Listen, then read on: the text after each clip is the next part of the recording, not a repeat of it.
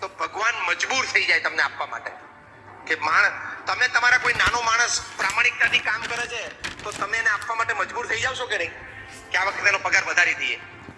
થાય છે કે નહીં?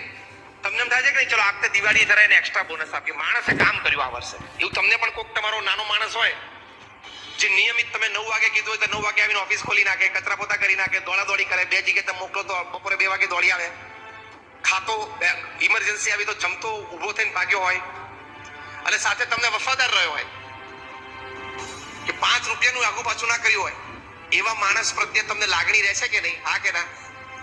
એવા માણસને થોડુંક આપણે આમ આપી દઈએ એવી ભાવના રહેશે કે નહીં? અને તમે આપો છો તમારા દરેકના અનુભવમાં છે આ વાત.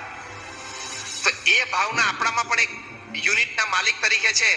તો આવડા મોટા યુનિટના માલિક તરીકે ભગવાનમય ભાવના ના હોય કે આ છોકરાના નસીબમાં ઓછું ધન છે પણ એ પુરુષાર્થ કરે છે, પ્રામાણિક પુરુષાર્થ કરે છે, કોઈનું ખોટું લેતો નથી, થોડુંક દુઃખ થોડુંક સહન કરવું પડે છે તો પણ ખાનદાની છોડતો નથી, તો ચાલ હું આપું.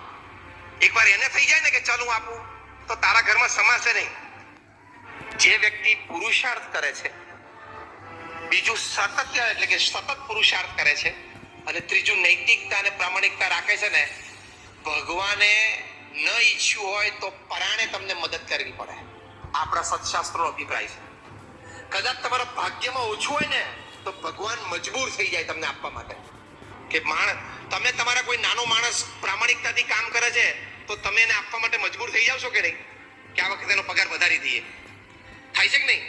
તમને એમ થાય છે કે નહીં ચલો આ વખતે દિવાળીએ જરા એને એક્સ્ટ્રા બોનસ આપીએ? માણસે કામ કર્યું આ વર્ષે, એવું તમને પણ કોઈક તમારો નાનો માણસ હોય જે નિયમિત તમે 9 વાગે કીધું હોય તો 9 વાગે આવીને ઓફિસ ખોલી નાખે, કચરા પોતા કરી નાખે, દોડાદોડી કરે, 2 જગ્યાએ તમે મોકલો તો બપોરે 2 વાગે દોડી આવે, ખાતો ઇમરજન્સી આવી તો જમતો ઊભો થઈને ભાગ્યો હોય અને સાથે તમને વફાદાર રહ્યો હોય કે 5 રૂપિયાનું આગુ પાછું ના કર્યું હોય, એવા માણસ પ્રત્યે તમને લાગણી રહેશે કે નહીં? હા કે ના? એવા માણસને થોડુંક આપણે આમ આપી દઈએ એવી ભાવના રહેશે કે નહીં? અને તમે આપો છો તમારા દરેકના અનુભવમાં છે આ વાત. તો એ ભાવના આપણામાં પણ એક યુનિટના માલિક તરીકે છે. તો આવડા મોટા યુનિટના માલિક તરીકે ભગવાનમય ભાવના ના હોય કે આ છોકરાના નસીબમાં ઓછું ધન છે પણ એ પુરુષાર્થ કરે છે, પ્રામાણિક પુરુષાર્થ કરે છે, કોઈનું ખોટું લેતો નથી, થોડુંક દુઃખ થોડુંક સહન કરવું પડે છે તો પણ ખાનદાની છોડતો નથી, તો ચાલ હું આપું. એકવાર એને થઈ જાય ને કે ચાલ હું આપું તો તારા ઘરમાં સમાશે નહીં.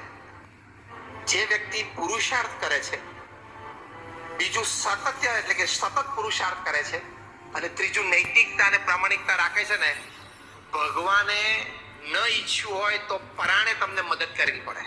આપણા સત્શાસ્ત્રોનો અભિપ્રાય છે. જે વ્યક્તિ પુરુષાર્થ કરે છે, બીજું સાતત્ય એટલે કે સતત પુરુષાર્થ કરે છે, અને ત્રીજું નૈતિકતા અને પ્રામાણિકતા રાખે છે ને, ભગવાને ન ઈચ્છ્યું હોય તો પરાણે તમને મદદ કરવી પડે. આપણા સત્શાસ્ત્રોનો અભિપ્રાય છે.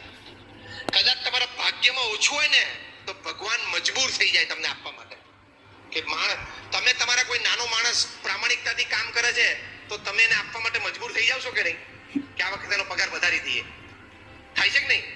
તમને એમ થાય છે કે નહીં ચલો આ વખતે દિવાળીએ જરા એને એક્સ્ટ્રા બોનસ આપીએ? માણસે કામ કર્યું આ વર્ષે, એવું તમને પણ કોઈક તમારો નાનો માણસ હોય જે નિયમિત તમે 9 વાગે કીધું હોય તો 9 વાગે આવીને ઓફિસ ખોલી નાખે, કચરા પોતા કરી નાખે, દોડાદોડી કરે, 2 જગ્યાએ તમે મોકલો તો બપોરે 2 વાગે દોડી આવે, ખાતો ઇમરજન્સી આવી તો જમતો ઊભો થઈને ભાગ્યો હોય અને સાથે તમને વફાદાર રહ્યો હોય કે 5 રૂપિયાનું આગુ પાછું ના કર્યું હોય, એવા માણસ પ્રત્યે તમને લાગણી રહેશે કે નહીં? હા કે ના? એવા માણસને થોડુંક આપણે આમ આપી દઈએ એવી ભાવના રહેશે કે નહીં? અને તમે આપો છો તમારા દરેકના અનુભવમાં છે આ વાત. તો એ ભાવના આપણામાં પણ એક યુનિટના માલિક તરીકે છે. તો આવડા મોટા યુનિટના માલિક તરીકે ભગવાનમય ભાવના ના હોય કે આ છોકરાના નસીબમાં ઓછું ધન છે પણ એ પુરુષાર્થ કરે છે, પ્રામાણિક પુરુષાર્થ કરે છે, કોઈનું ખોટું લેતો નથી, થોડુંક દુઃખ થોડુંક સહન કરવું પડે છે તો પણ ખાનદાની છોડતો નથી, તો ચાલ હું આપું. એકવાર એને થઈ જાય ને કે ચાલ હું આપું તો તારા ઘરમાં સમાશે નહીં. જે વ્યક્તિ પુરુષાર્થ કરે છે,